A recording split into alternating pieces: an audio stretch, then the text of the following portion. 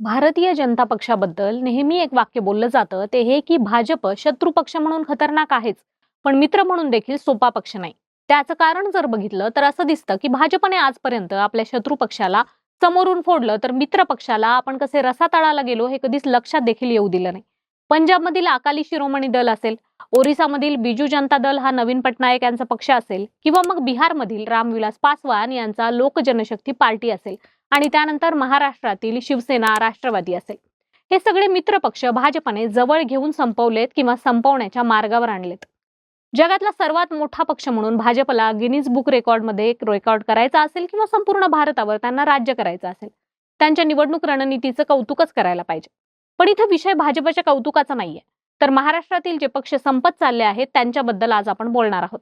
नमस्कार, मी अनुजा आणि तुम्ही पाहताय कार्यारंभ. महाराष्ट्रात भाजपने 2014 साली महायुती म्हणत अखंड शिवसेना, महादेव जानकरांची रासप, स्वाभिमानी शेतकरी संघटना, रामदास आठवले यांची रिपाई, विनायकराव मेटे यांचं शिवसंग्राम यांना सोबत घेतलेलं होतं. पण 2025 मध्ये मागे वळून पाहिलं तर यातील किती पक्षांचं अस्तित्व आज शिल्लक आहे हे समजून येतं. 2014च्या विधानसभेत भाजप आणि शिवसेना यांच्यात मैत्रीपूर्ण लढत झाली. त्यानंतर दोघांनीही एकत्रित येत राज्यात सत्ता स्थापन केली. पण या काळात भाजपने शिवसेनेचे किती छळ केला होता हे एकनाथ शिंदे यांची त्या काळातील भाषणं काढून पाहिली तर कळून येतं. ठाण्याच्या महापालिका निवडणुकीत तर एकनाथ शिंदे यांनी मंत्रिपदाचा राजीनामा खिशात घेऊन फिरतोय असं उद्विग्नपणे म्हटलं होतं. पण त्यानंतर 2019 मध्ये भाजपसोबत युती करण्यात एकनाथ शिंदे यांचा खारीचा वाटा होता. 2014च्या सत्तेत एकनाथ शिंदे यांना उपमुख्यमंत्रीपद हवं होतं, गृह खातं हवं होतं. पण चाणक्य भाजपवाल्यांनी हे पदच कायदेशीरदृष्ट्या अस्तित्वात नाही म्हणत ही मागणी धुडकावून लावली होती. परिणामी एकनाथ शिंदे यांना नगर विकास मंत्रीपद दिलं गेलं. पण याच वेळी एकनाथ शिंदे यांना असं सांगण्यात आलं होतं की तुम्ही काळजी करू नका, तुम्हाला तुमच्या राजकारणाला पुढची 10 वर्ष पुरेल एवढा पैसा एका प्रोजेक्ट मधून काढून देण्याचं आश्वासन मी देतो, असं फडणवीस म्हणाले होते. त्यानंतर मुंबई नागपूर या 61,000 कोटी रुपयांच्या समृद्धी महामार्गाचं मॉनिटरिंग एकनाथ शिंदे यांच्याकडे देण्यात आलं. त्यामुळे एकीकडे एकनाथ शिंदे यांनी वरवर भाजपवर टीका केली, पण आतून मात्र भाजपसोबत जुळवून घेतलं होतं. आता हे उद्धव ठाकरे यांना समजलं नाही, हे त्यांचं राजकीय अज्ञान पण होतं असंच दिसतंय. भाजपने शिवसेनेला डॅमेज करण्यासाठी एकनाथ शिंदे यांना प्रचंड बळ दिलं हे आता उघड आहे. त्यामुळेच एकनाथ शिंदे यांनी 2022 मध्ये सुरत गुवाहाटीचं बंड करत शिवसेनेत उभी फूट पाडली होती. यावेळी भाजपने अशी एक राजकीय चाल खेळली की त्यांनी शिंदे यांना थेट मुख्यमंत्रीपद देऊन टाकलं. पण भाजपने शिंदेंना जितकं हुशार समजलं होतं त्याच्या कितीतरी पट शिंदे हुशार निघाले.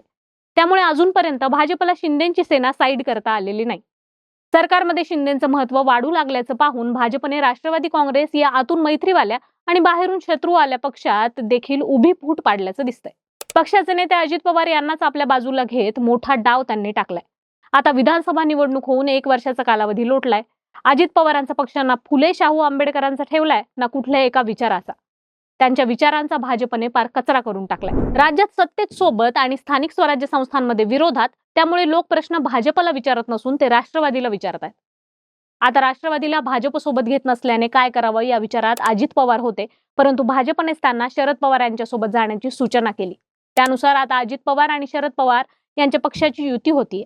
ही युती होत असतानाच दोन्ही पक्षांवर प्रचंड टीका झाली. या दोन्ही पक्षांकडे कुठलाच विचार उरला नाही असं महाराष्ट्रातील जाणकार म्हणू लागलेत. दुसऱ्या बाजूला भाजपने आपला हिंदुत्वाचा अजेंडा कसलाच सोडलेला नाही. ते हिंदुत्वाच्या विचाराने वागतात का हा भाग वेगळा, पण ते आमचंच हिंदुत्व खरं आहे हे जनतेला सांगण्यात यशस्वी झालेत. म्हणूनच तर त्यांनी विरोधी पक्षाच्या मतदारांना गोंधळात टाकलंय आणि स्वतःच्या मतदारांना बरोबर हिंदुत्वाचा रस्ता दाखवलाय.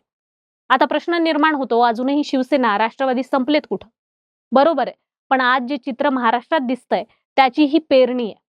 उद्धव ठाकरेंची शिवसेना मोजकीच शिल्लक आहे, तर शरद पवारांच्या राष्ट्रवादीची अवस्था देखील तशीच आहे. भाजपने त्यांना पूर्णपणे संपू देखील दिलेलं नाही आणि पूर्णपणे उभारी देखील घेऊ दिलेली नाही. या महानगरपालिकेची निवडणुकीचे निकाल हाती येतील त्या दिवशी भाजपचं राजकारण नक्की काय आहे हे समजून येईल.